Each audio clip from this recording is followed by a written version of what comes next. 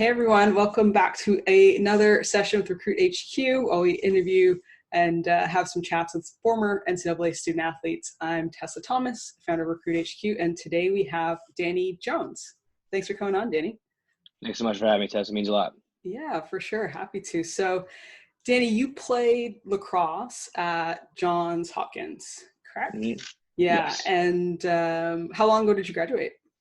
I graduated in 2019, so I guess now I'm going on to a year now. It feels like it was just yesterday that I was a freshman. So for sure. Well, it feels like just yesterday for me, and it was much more than a year ago. So I'm sure for you it feels a lot closer.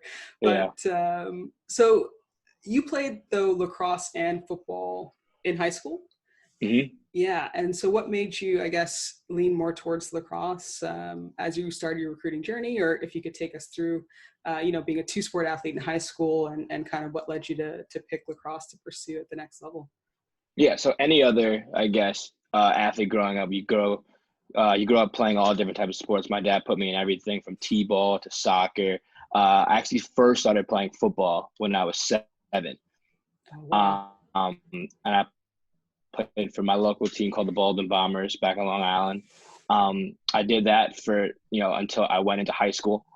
But actually a kid on my team, he was trying out for our local PAL team. And at the time, I didn't really know what lacrosse is. My mom's from Columbia. She's born and raised here, and she moved here when she was 10. My dad's born and raised in Alabama, moved here when he was 10 as well. So we had no lacrosse background, no idea what it was. Right. And then I see him playing with a stick during lunch, recess, all those different things. Right. And I was curious what it was. So I ended up trying out and ended up making our local PAL team with just no experience, just off raw athleticism from football. And I was an aggressive kid. So from there, I started playing lacrosse. I played on several different travel teams, Baldwin, the Long Island Jesters. I played for the Long Island Express, where that's when lacrosse became an actual, dream of mine to play in college. Gotcha. I remember to this day, I was scrolling past, ESPN on Memorial Day when I was 8. Oh, wow. And Johns Hopkins happened to be playing Duke that day on Memorial Day. And I see these African-American legs running around. I was like, who is that? It happened to be Kyle Harrison. And it was different for me because I had just heard of lacrosse. And I see a guy who looks like me, sounds like me, talks like me. Right. And I was just curious what it was. And around the same time, that's when the tryouts came. So that's what really sparked my interest in Hopkins, first of all. And then I played several years of Express. And then when I got into high school is when it became an actual thing. But at the same time, I was still playing football. Football will forever be my first love. Although I'm not the biggest guy in the world, I love the contact aspect of it, the competitiveness. So then I was fortunate enough to, through all these recruiting tournaments that we were playing and my coaching staff, I played with great players growing up, that I was fortunate enough to be recruited early by my sophomore year, going into my sophomore year. So I was 13, 14, had a couple schools come after me, and then I ended up choosing Hopkins. Yeah. No, that's amazing. And actually, just to go back into your story a little bit with your parents. My parents as well are. I'm Canadian, but my parents were. You said your mom was from Columbia, and so what was it like? I guess, from their perspective, if they weren't necessarily athletes or familiar with lacrosse, how did that kind of go?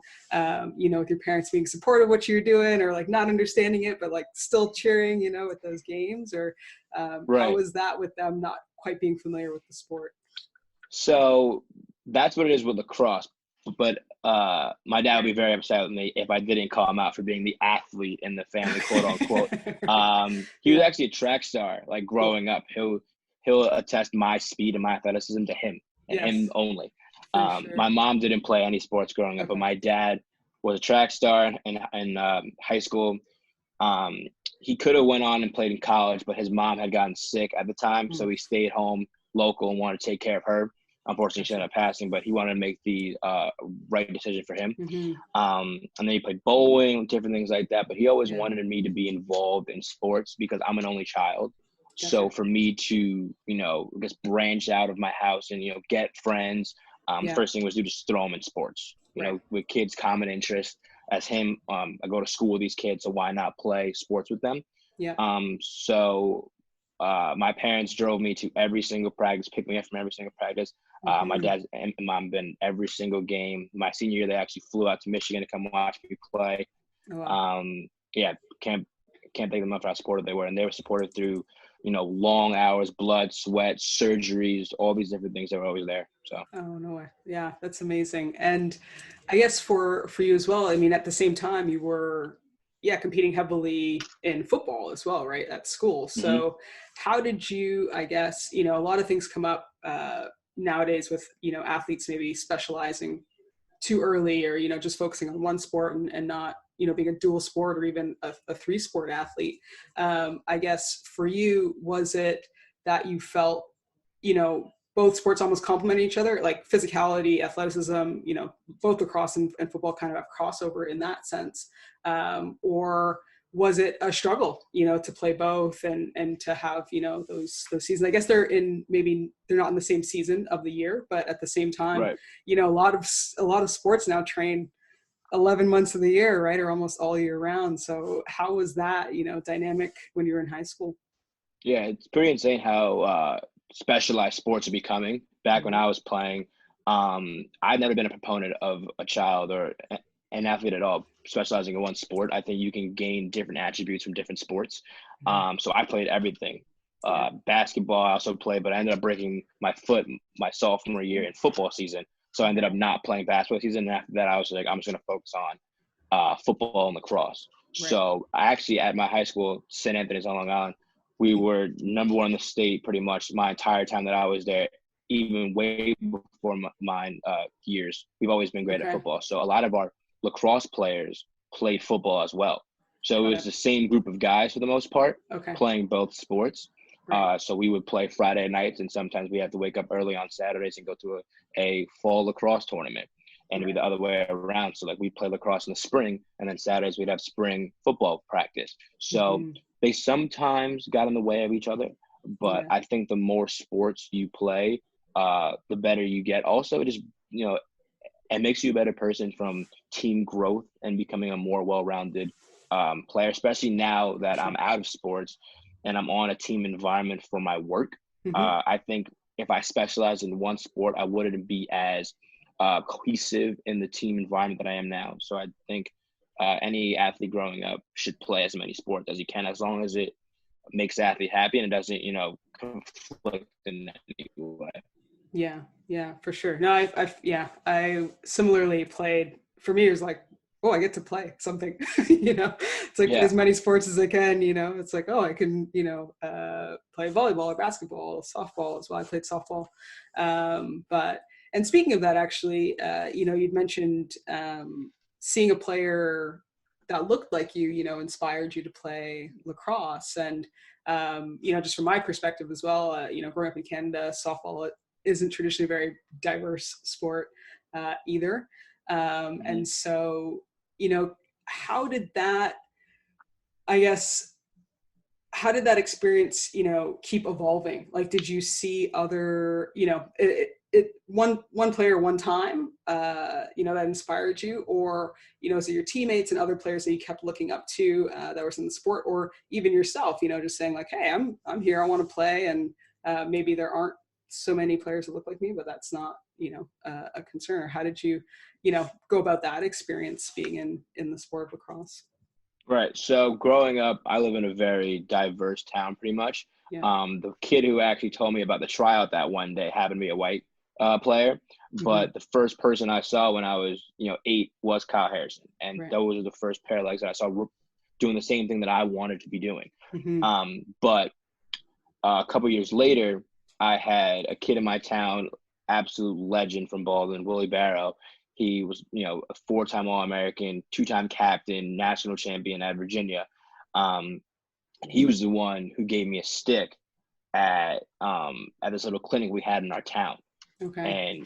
And unfortunately, he passed away very young, right Oh, after wow. college. Mm-hmm. And that's why I wore my number. A lot of guys from Baldwin wear 23. Guys in the pros, guys in college all wear 23 or 22. 22 was high school number, 23 was college number. I actually have a 23 tattooed on me. I wore a shirt with his picture on the back during college. So he was a big, I guess, influence on me getting into the sport. And, you know, it comes up now, especially with everything that's going on in today's society and the world with race relations. I get this question a lot. How was it being an African-American lacrosse player? And, you know, talks with guys in the PLL and doing different things like that. The great job all those guys are doing with the Black Alliance Coalition, making guys more aware of their environment and that, hey, like we play too. Fortunately enough, the teams I've been on, my friends who I consider to be family, they've never made me feel like I was different. I've always been just the lacrosse player or the football player with them. I've always been their friend. I've never been their black friend. I've never been their black lacrosse player. Especially going to Hopkins, Coach Petramala, Coach Benson, Coach Dewan, they built a great environment while I was there. And even before then, that it was never about what you look like, what you did, what socioeconomic background you came from. It was always who you were as a person, and it was a family environment while I was there. So I know, I guess my experience may be in the minority in terms of that, but it was never an issue where I felt different. Yeah. No, it's phenomenal. I mean, that's what you hope for, right? And that's what you, you know, you really hope for when you plan any team for anybody, right? You know, 100%. So that's awesome. And, you know, speaking of, Johns Hopkins, I guess, you know, what comes to mind there for me, of course, is, you know, this incredibly academically rigorous university, right? And, you know, for you to have, you know, had the inspiration to go there from such a young age, did you find that, was there, you know, once you had that idea in your mind, like living up to it or any kind of pressure in trying to get to that spot, or did things just kind of evolve naturally for you there? Like, did you pursue any other opportunities, or was it kind of laser focused on Johns Hopkins? So that was just the first thing that I'd seen, right? So I became a Patriot fan because my uncle had given me a Patriots helmet. That was just the first thing I saw. So I naturally clicked to it when I was such a young boy. So seeing, you know, the colors and the Blue Jay head and this 6'4" massive coach with the, you know, incredible presence, seeing all that on my TV kind of, you know, sparked it for me. But it kind of went away a little bit as I got older and wanted to, you know, explore other opportunities. And I was playing so many sports. Going to school, doing so many different things. I was running around in my head at that age just wasn't developed enough to just think about all these different things. And then, you know, we went to a lot of recruiting tournaments growing up. I was fortunate enough to play with phenomenal players growing up. So being on these teams, it made it easy. All we had to do was just get there and play because we were so well coached, so well prepared that playing in these tournaments, we just flowed together nicely.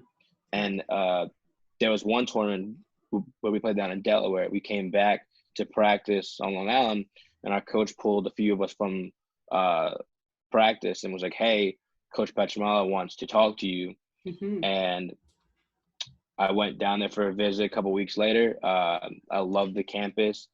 I love the environment there, the tradition, you know, we're so historic that, you know, we have 44 national championships. We sent a team to the Olympics. Coach had 2 national championships at the time. Playing on Homewood Field, the most historic field in the country, going to Johns Hopkins, even having a university of that prowess even be interested in me. I took it seriously, like anyone would. And I was just amazed at first that I was fortunate to be in this position. But also I want to keep my options open. You know, I didn't want to be secured down to one school. So I took, you know, several other visits, and then I came down to a top 2 and ended up picking Hopkins. Awesome.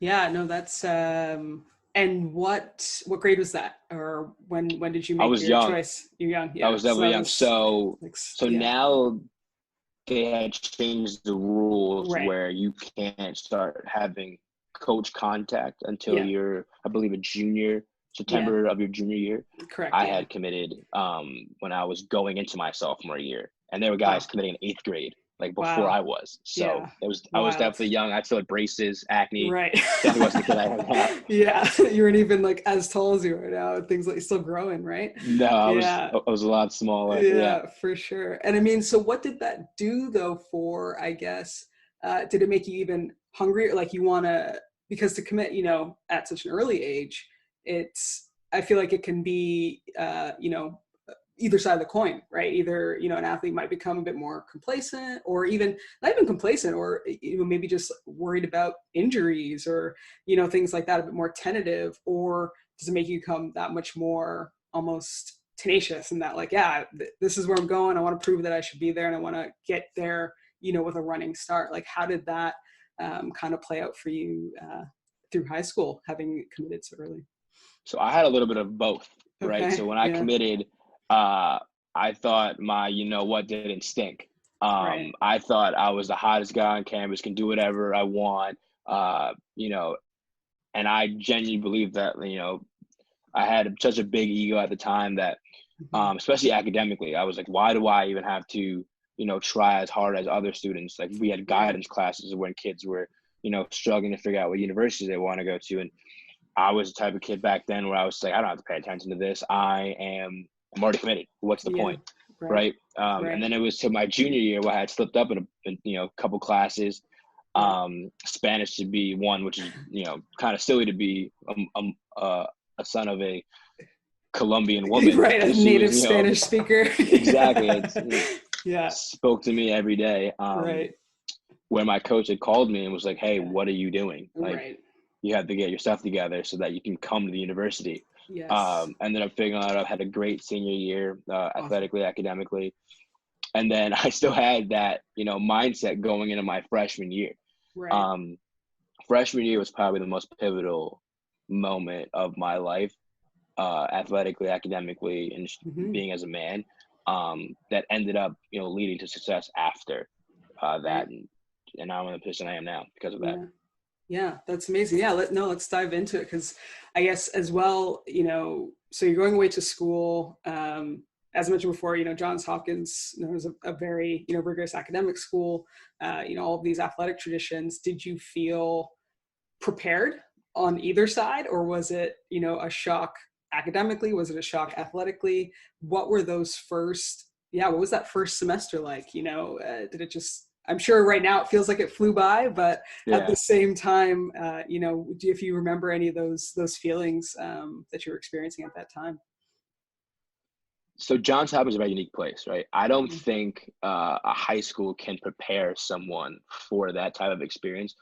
I went to a phenomenal high school. Mhm. St. Anthony's did a phenomenal job preparing us athletically while also academically. But I don't think you can be prepared for something like that until you step on campus. Right.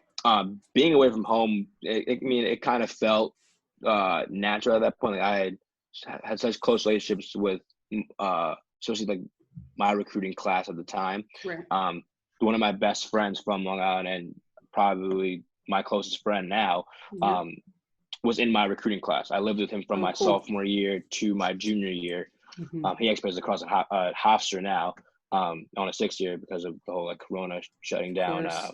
the season Yeah. last year. Um, but yeah, so being away from home wasn't that big of a challenge. But I think, that first day of class where it's Yeah. like all my friends are like, how your first day? Like, oh, I'm in syllabus week. I didn't have syllabus week. Okay. We had fall ball practice at 6 a.m. Then I had my Right. first class after that. So Yeah. freshman year was definitely a challenging, and like any other Hopkins student, I think at first, I was a biology major on the pre-med track. Oh, wow. Okay. So Yeah. that in itself was just challenging. Freshman year was definitely a wake up call, you can say the least. Right, for sure. And yeah, pre-med track with bio 100%.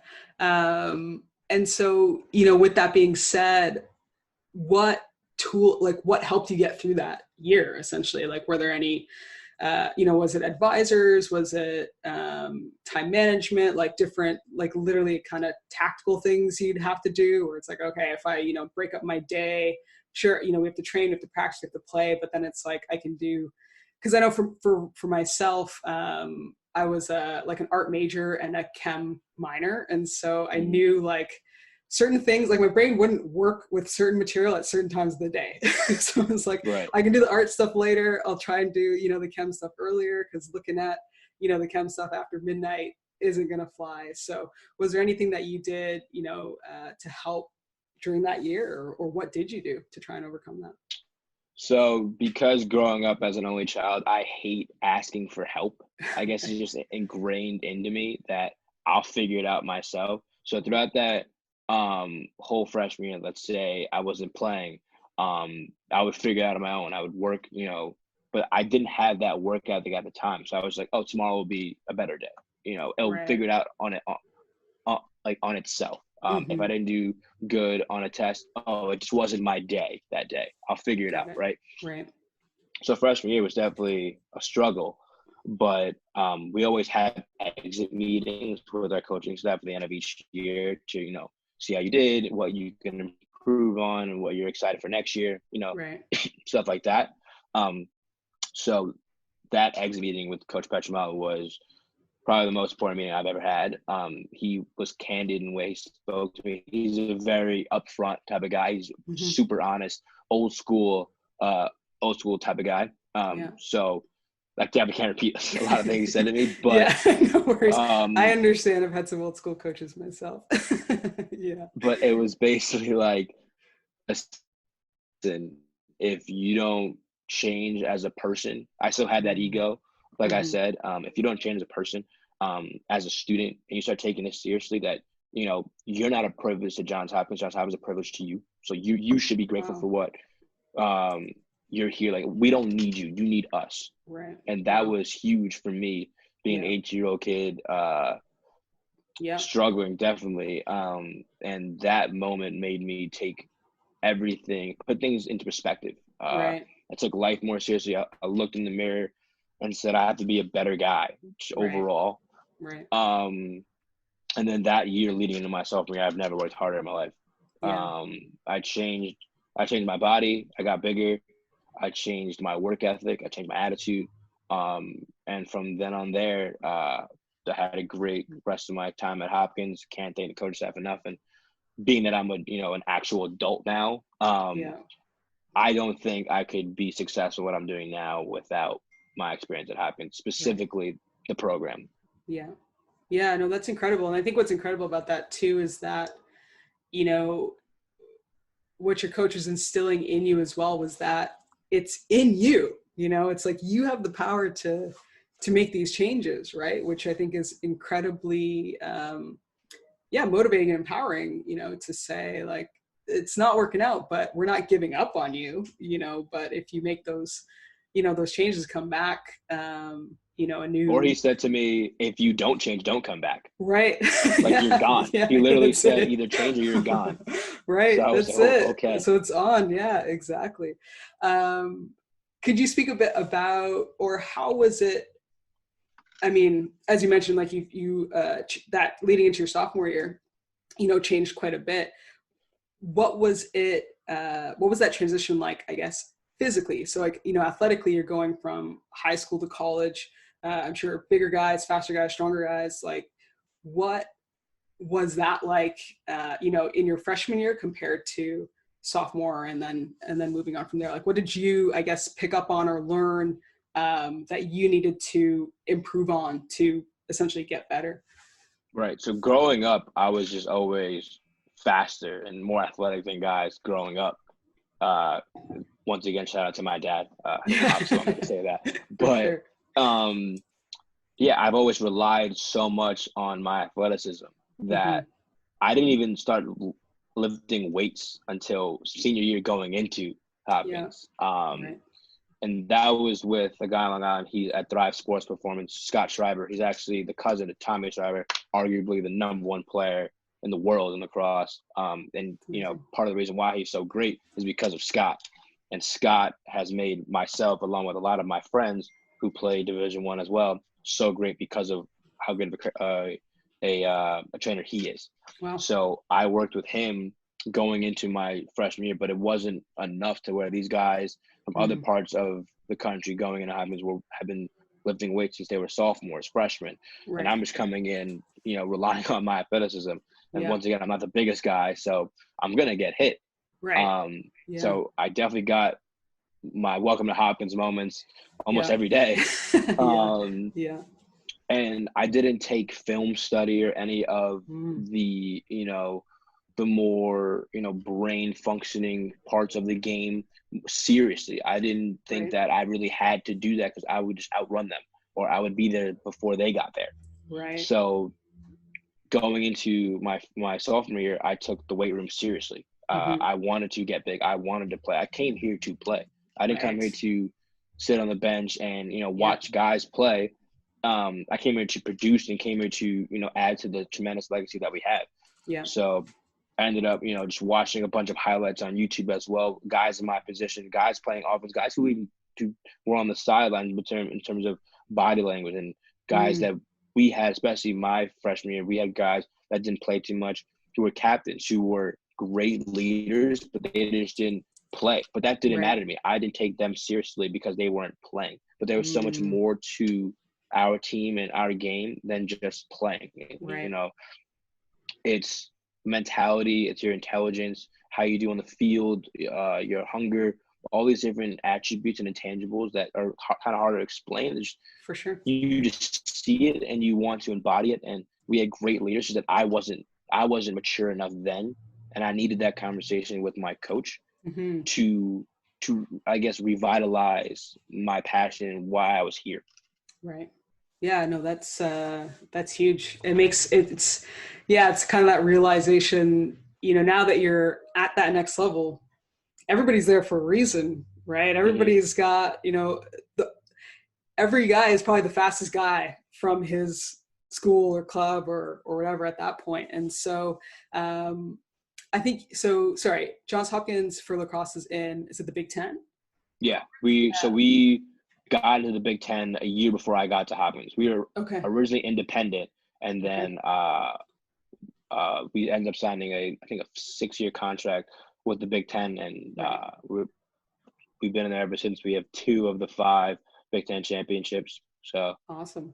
Awesome. yeah. And so what was, looking now outside of, your teammates and your experience at Hopkins, what was it like to then be competing, at that level in, a Power Cup, like in a big conference, and, competing against these other guys that would have come from, all over the country to play at these, really competitive, really great programs? Mm-hmm. It's interesting because we were to the Big Ten, or we are to the Big Ten, what Notre Dame is to the ACC. So not officially part of the conference, but we're affiliates. Right. So we play a Big Ten schedule, but right. we're not really in the Big Ten because every other Yeah. sport at Hopkins just happens to be Division III. We were able to play a Big Ten schedule, but also playing teams like Virginia. Right. We played Delaware. We played ACC teams as well. Okay. We played Duke 2 of my 4 years there. So playing a national schedule was awesome. Yeah. I was on TV every Saturday. That's awesome. So my grandparents, my family, my friends could see me every day. We have an ESPN contract. So every game that they play on Saturdays, one of them is going to be ours. That's awesome. So that was one thing that attracted me to Hopkins as well, that I want to be on TV like other athletes were. Right. I want our team to get that type of recognition that it deserves. So playing against these teams was like a childhood dream come true, because I first saw this when I was 8, and now I'm here, and it became something that I didn't think it was possible. Right. But through my teammates and the great coaches that I had, it was something that I was doing. Yeah. Yeah. No, that's incredible. And did you think of, continue to play after school, or was it always, this was like, as you just said, it's like that in itself was a dream, going from seeing it as a kid to being there. But were there any thoughts of, competing professionally or continue to play lacrosse at, the highest level after graduating? It was definitely a serious thought in my mind. Like, hey, if I get my number called, would I want to play and then at the next level between the MLL, PLL, and I definitely had some conversations with certain guys in both leagues about it. And then through that, I just came down to a decision like, I actually got like really injured my Okay. senior year, but Yeah. I didn't miss a game. I ended up still playing with it, and I Yeah. graduated, and my body was just in shambles. And I'd probably need surgery if I wanted to continue playing. And it Right. came down to just my size, how much my body had been through. I've always Mm-hmm. been that guy that's had a chip on his shoulder just because of my size. I'm not the biggest guy. Okay. Yeah. But I played a position where at that level you kind of need to be big. Okay. Certain people say, I'll never Yeah. say that because Right. I think my body of work kind of speaks for itself. Yeah. And I was prepared for it, but it just didn't work out. Mm-hmm. Um, do I think I could play now? Probably, but Yeah. I'm happy where I am in my life because of the experiences that I had at Hopkins. Right. No, it's awesome. Yeah, that's really great. It's fun. I'm glad you said that because it's, I think a lot of times athletes get caught up in those metrics of what the standard or what you need to be and which box you need to fit in. But there's always examples of, folks that didn't fit that mold, and Yeah, were I've never successful really in what fit they the did. role, or like I've never fit the mold per se in Yeah. pretty much anything I've ever done. So Yeah. I've always been that like not X factor, but that outlier that tends to make it Right. work. Yeah. No, that's awesome. That's awesome. And so now you studied, I think was it econ and finance at Johns Hopkins? So I was an international studies major International studies. after. So after I ended up giving up the pre-med dream, you could say, Okay. I Gotcha. moved on and was an international studies major, where I took econ classes. I actually minored in econ, Okay. so I took econ classes. I took international studies classes, Spanish, uh, different things like that. That instead Mm-hmm. of being great at one thing, I could Right. be very good at a bunch of different things. Okay. So Yeah. that's the path that I chose and ended up working and graduated on time. Right. Great grades, so it worked out well. Yeah, and that's awesome. And so now you are so you work for Jefferies, an investment banking firm, if I'm not mistaken, Mhm. as an analyst. And so what you mentioned a little bit before with team dynamics and things of that nature, but what has stuck with you from your time? And I mean, you have a little bit of a recency bias because you're so young and you graduated not very long ago, but even so, what do you feel has really carried over so far professionally, in your professional career now that you're in a completely different field outside of athletics? What's at least in these first couple of years really stuck with you and help you be successful in your next phase? Uh, just to make things easier for me and how I've always looked at life is that I always look at it as an athletic competition or a sporting event or just a sport in general. And I'm a guy part of a team playing a sport. Right. So I can't think of something that hasn't transcended me into this position now. And Right. I'm used to the early wake up. Yeah. We had so many early morning practices, so many early morning lifts that waking up at 6:30 to go for a Mm-hmm. run and start my day and then work for 12 hours Right. isn't something that I am not used to. I Gotcha. thought that sitting at a desk would be a big adjustment, but it really Yeah. hasn't. It's just work ethic that Yeah. because of that conversation of my freshman year, it helped me get used to that Yeah. so that I'm part of a phenomenal team here at Jefferies. I'm on the sales support team on the fixed income desk, and it's kind of Okay. like the same type of thing. I'm a freshman again, right? I'm the Right. youngest person on my team. Yeah. And we have my boss and my managing director is just like my head coach. Right. And I told him in the interview process, I'm like, listen, I've been through everything. There's Yeah. nothing you can tell me or say to me that will rattle me. Our industry tends to be pretty intense, high speed, high intensity, Mm-hmm. results driven. Right. And that's literally the environment that I was born into and then Yeah. got accustomed to while I was at Hopkins. Right. So I'm used to it all. Like there's probably nothing that they can say to me, do to me, have me do. There isn't a task too small or too big that I can't handle because of my teammates, my coaching staff, my parents.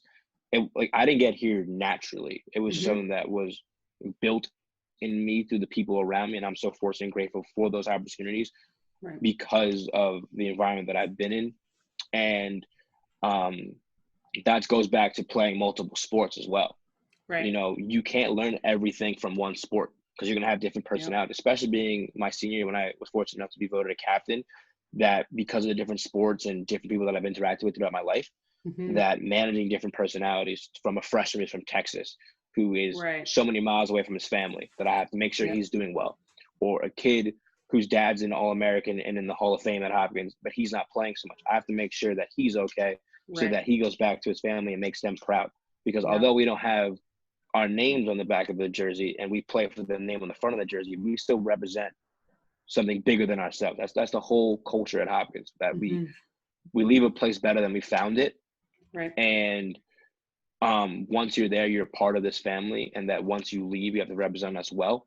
And because of that, I try to do that every day in my new role now, not being an athlete, but being part of a team Hmm. in this industry, that they're still going to look at me as that kid from Hopkins. And that if I don't Right. do my job every day and, have my best foot forward, they might not hire a next Hopkins grad because of what I did. And I would Right. never want to be that guy. Yeah. Yeah. No, that's huge for sure. For sure. No, it's a great point. Yeah. You carry it with you as an alum wherever you go. Right. And, Right.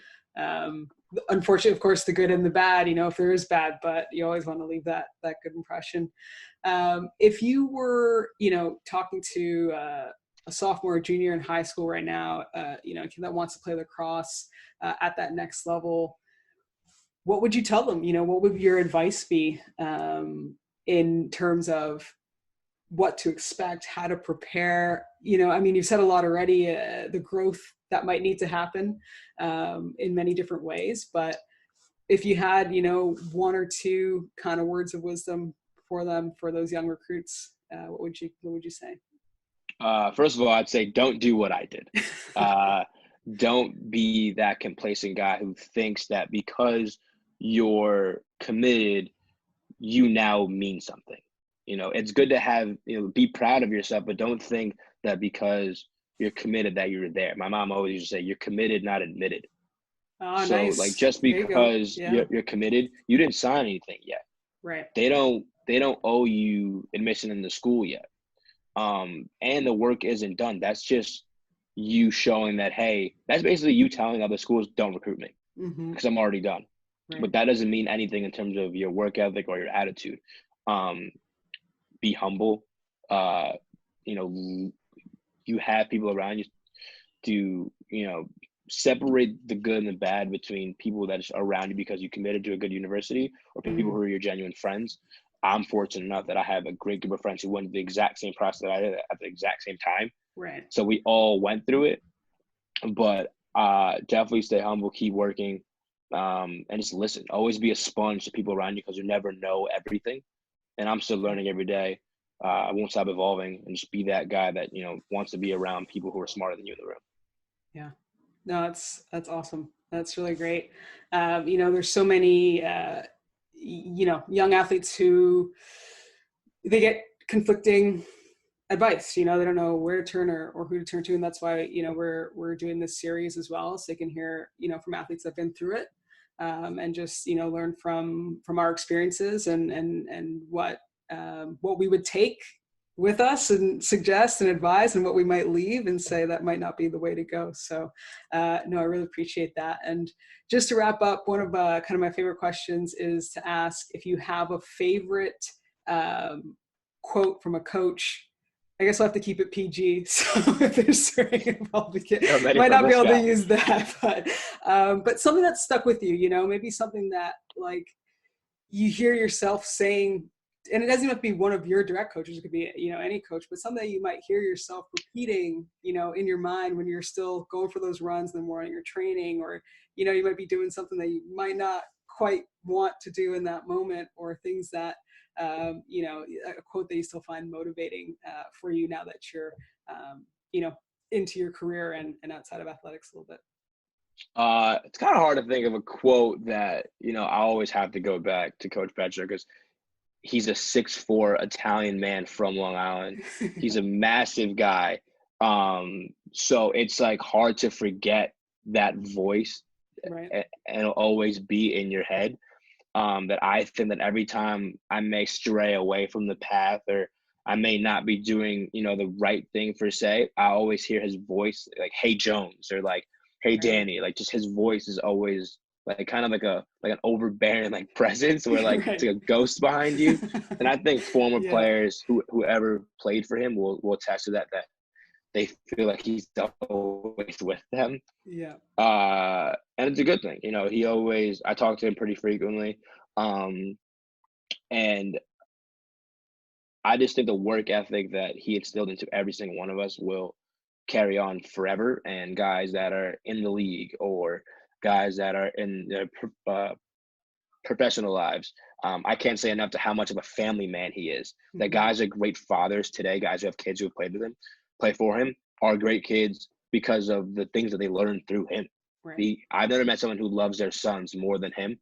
Um, Great father, and he just wants to be that same guy to us. Like it's incredible that our parents.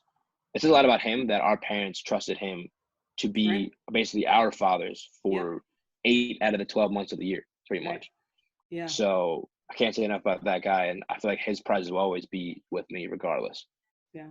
No, that's awesome. And that's, I think that's the experience that, every recruit, I would say, would hope for, to find a team that's like family and Yeah, a school that feels like home. Right. So, I'm I'm really yeah, glad I that, was definitely fortunate. that, you got to share that and that we, got to learn more about your experience at Hopkins and, how positive and life-changing really it's been for you. So thank Yep. you, Danny. Thank you for coming on. It's been a pleasure. And I'm sure you'll be, just taking off professionally as the time goes as well. Thank you so much for allowing me to share my story and having me on today. All right, everyone, we're going to wrap up for today and tune in next time as we talk to former student athletes and learn more about their experiences competing at all different levels of the NCAA. If you ever have any questions, reach out to us on socials, Instagram, Twitter, at RecruitHQ.